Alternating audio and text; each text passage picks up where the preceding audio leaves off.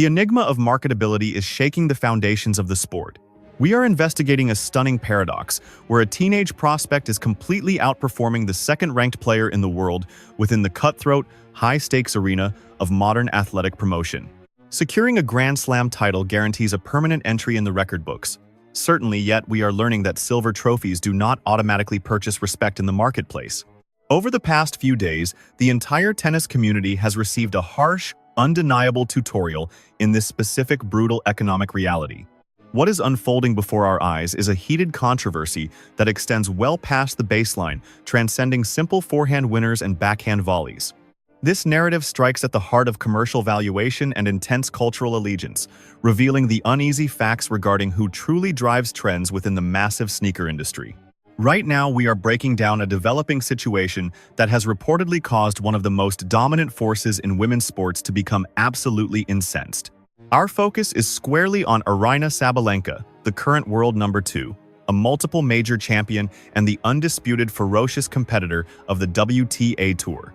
Based on circulating reports and intense investigations spreading across social media platforms, Sabalenka is allegedly locked in a conflict with her primary sponsor, the giant conglomerate Nike. What is the catalyst for this reported friction? It stems from a startling gap in merchandise management compared to a rising teenage phenomenon who has yet to break into the tour's elite tier, Alexandra Eala. The headline seems almost inconceivable.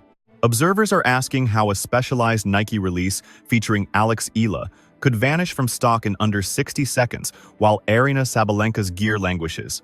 Meanwhile, the signature tournament footwear of a champion is discovered piling up on clearance shelves, slashed by 50%, and collecting dust in outlet centers throughout the United States and Europe.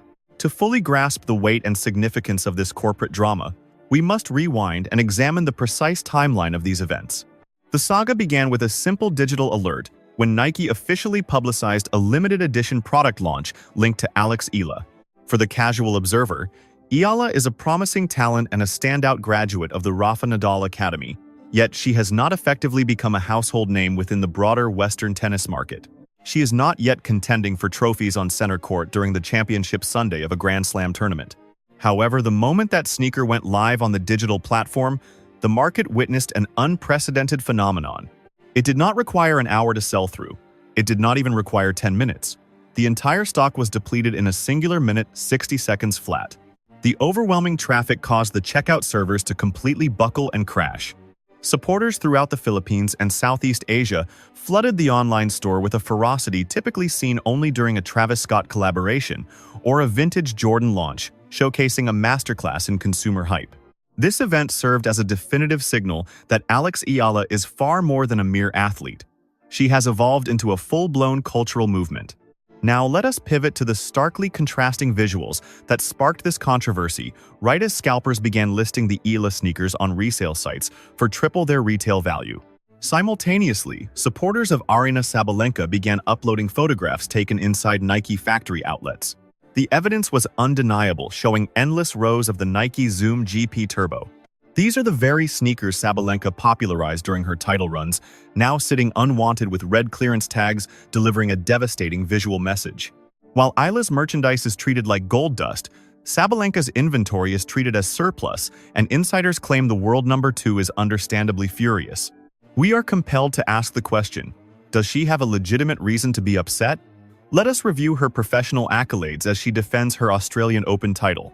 She is a fixture in the semi-finals and finals of virtually every major competition, delivering a high-octane style of play that thrills audiences.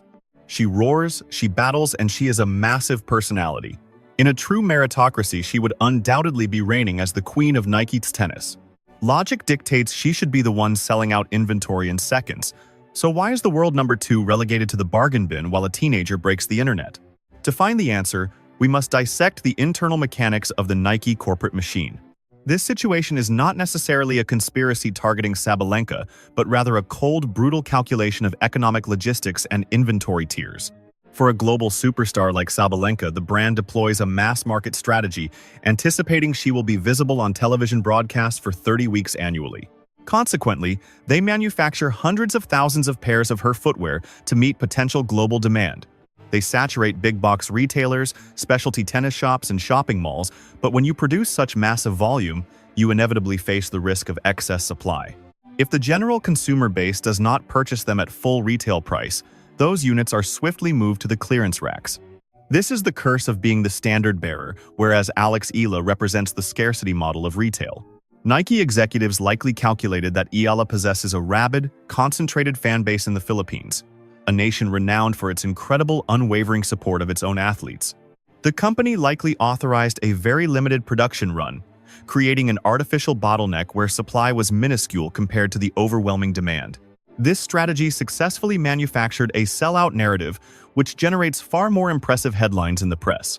Selling 50,000 pairs over 6 months reads like a dull spreadsheet, but selling out in 1 minute sounds like pure magic.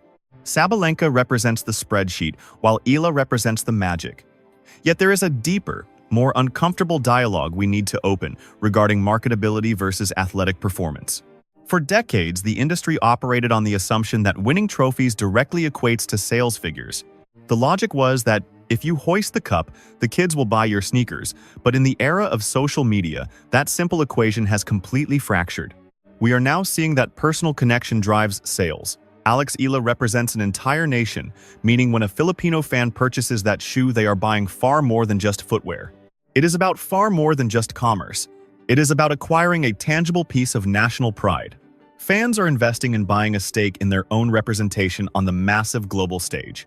This is fundamentally an emotional transaction, not a logical one. On the flip side, Aryna Sabalenka, despite her undeniable brilliance and dominance, occupies a much more complicated and difficult commercial space. Hailing from Belarus, she inadvertently brings along a heavy suitcase of geopolitical complexities that brands find tricky to navigate in the current sensitive climate. Moving past the politics, her entire personal brand is built on raw power, unbridled aggression, and fierce intensity. While that formula absolutely destroys opponents and wins trophies, we have to ask, does it actually move merchandise in the casual lifestyle sector? The corporate giant Nike appears to be hitting a brick wall when trying to translate Sabalenka's terrifying on-court dominance into off-court street appeal. Eagle-eyed fans and critics alike are calling out the perceived laziness coming from the marketing department. They are screaming, "Where is the signature Sabalenka Tiger logo?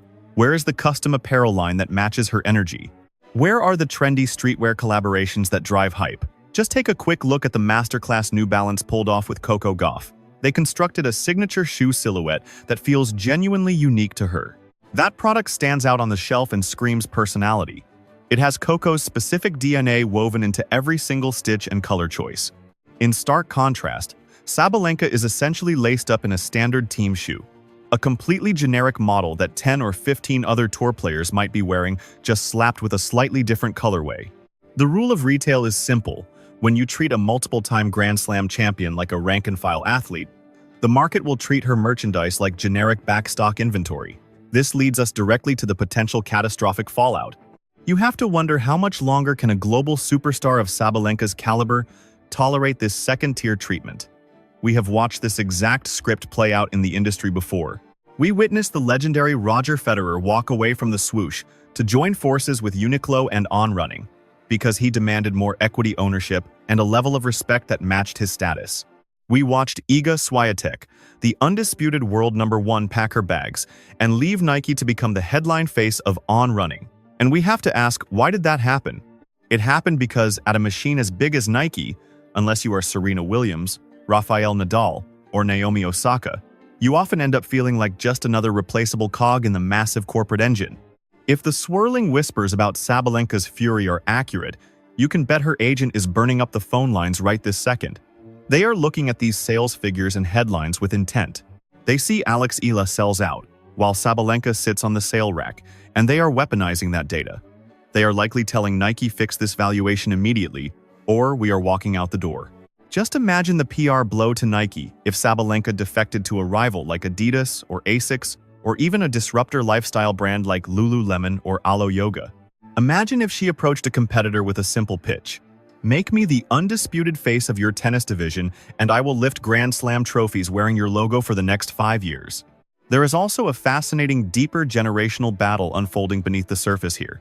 Alex Eala is a native of Generation Z's digital-first ecosystem. Her engagement metrics on platforms like Instagram and TikTok are absolutely massive, punching way above the weight class of her current world ranking.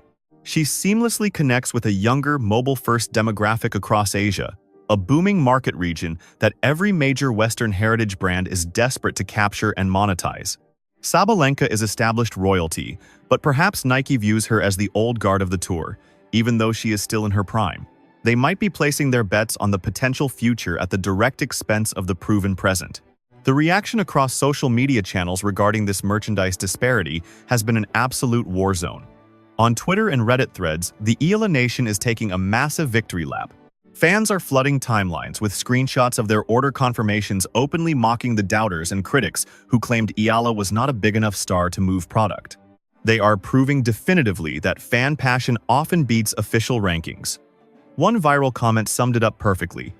"You guys can have the trophies, we have the culture." That is an incredibly powerful sentiment in modern sports marketing. Meanwhile, Sabalenka's loyal defenders are labeling this entire situation as the ultimate sign of disrespect. They argue vehemently that Nike is failing to educate the casual market on just how historically great Aryna actually is as an athlete. They claim that if the swoosh put even half the marketing budget behind Sabalenka that they pour into limited hype drops, her signature shoes would never touch a clearance rack. They are posting photos of red discount tags as damning evidence of corporate malpractice. So what is the actual solution here? What exactly does Nike need to do to salvage this relationship before they lose the second best player on the planet to a rival? First and foremost, they need to stop treating Sabalenka like a generic roster athlete. She requires a true signature identity. Give her the damn tiger logo already. Create a performance shoe that is specifically engineered for her aggressive, heavy-hitting movement and market it exactly that way.